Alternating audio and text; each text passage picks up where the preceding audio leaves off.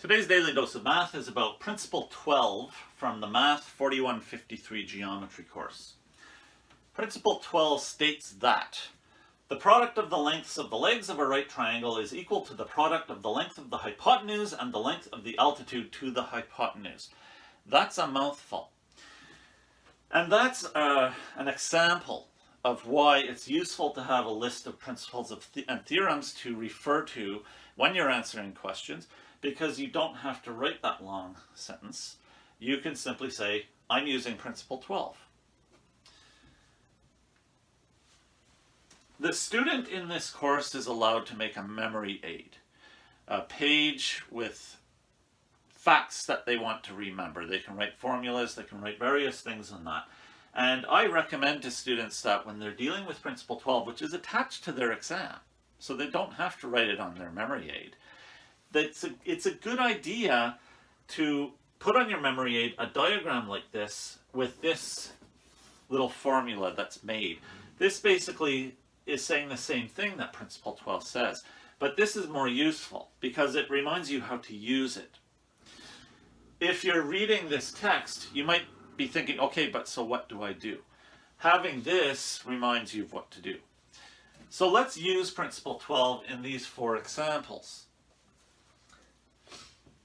A, if BH is 2.4, that's the altitude.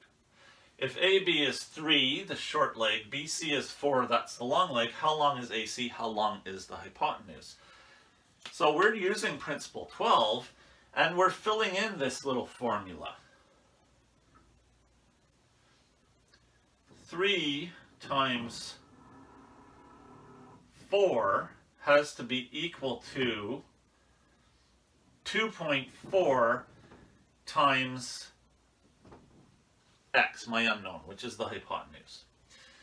Therefore, 12 is equal to 2.4x. And when we isolate our variable, we're doing 12 divided by 2.4, and our answer is x is equal to 5. No units were given in the question, so I'm going to use the word units as my unit. The hypotenuse in this case is 5 units long. And you might think, oh, okay, this is familiar because we have a right triangle with the legs 3 and 4 units in length and the hypotenuse 5. We use that a lot when we're learning Pythagoras' theorem. So I feel confident that 5 is the correct answer. Let's look at B. This time, AB is 6. It's multiplied by BC, which is our unknown, and is equal to AC times BH, which is 10 times 4.8. So 6x is equal to 48. Divide both sides by 6 to isolate our variable. X is equal to 8 units. And we have the 6, 8, 10 right triangle, another familiar triangle from when we're learning Pythagoras' theorem. For C, AB is our unknown. It's multiplied by BC, which is 16, so we have 16x, and that's equal to AC times BH, which is 20 times 9.6. 16x is equal to 192. Divide both sides by 16. Our x is isolated, and it's equal to 192 divided by 16, which is going to be 12 units. And we have this 16, 12, 20 right triangle, another familiar and useful triangle for practicing Pythagoras' theorem. Now, you might be looking at this and thinking, wait, I could have solved all three of these questions with Pythagoras' theorem. And that is a valid geometry theorem that I can use and say I'm using to justify my answer. And in all three cases, I wouldn't have even needed to know the altitude. That's true. But now we have question D. And in D's case, we know AB, BC, and AC. We know both legs of the right triangle and the hypotenuse, but we're being asked for the length of the altitude. And we can't solve that with Pythagoras' theorem. So filling in the formula, 9 times 12 is equal to 15x. 108 is equal to 15x. Divide both sides by 15. X is isolated and is equal to 7.2 units. So if you're wondering what's the point of principle 12 when you can use a Pythagoras theorem so often to solve questions that can also be solved with principle 12, well, here's the point. We can use principle 12 also to find the length of the altitude if we're given the right information. And altitudes are important in math.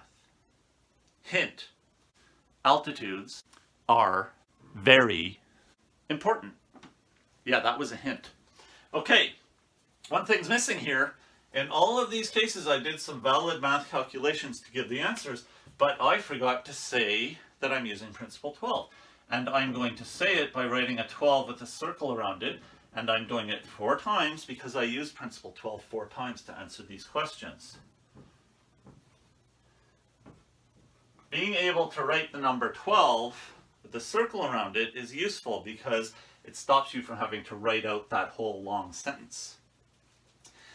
I like to tell my students, yes, put a circle around it so that I can find it, because when you see all of these answers, all of these calculations, sometimes something like a number can look a little lost and not be noticeable. Make me notice it, because writing that you're using principle 12 is justifying steps in your answer. Another thing to point out is if you're studying from a different curriculum than the one I'm teaching in this course, then you may have a list of principles and theorems, but this one might not be number 12, so be careful. Use the list of theorems that you have for your course. And this is actually a very good example because I teach Math 4153, I also teach Math 4273, and they are really 2 different secondary 4 geometry courses, which are 2 different versions of the same course. And in 4153, this is principle 12, but in Math 4273, this is principle 14. So watch out.